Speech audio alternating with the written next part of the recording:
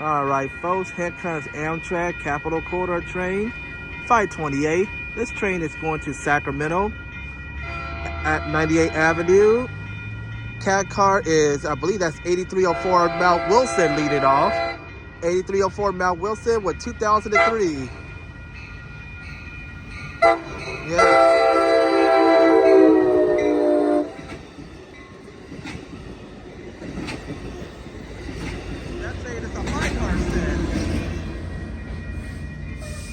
That's a 5-card set on 528. 8307 Mount Wilson, not 8307, 8304 Mount Wilson at 2003 at 59 PHI. Coming up next is Amtrak 529 to San Jose Diridon. All right, folks, here comes Amtrak Capital Corridor train 529. This is your southbound destination of that train is San Jose Diridon Station on 98th Avenue, and SC44 Cement Charger leading this one off.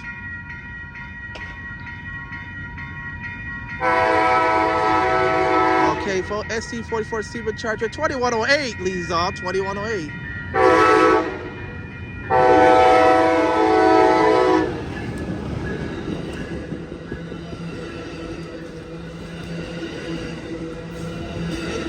Mount Palomar.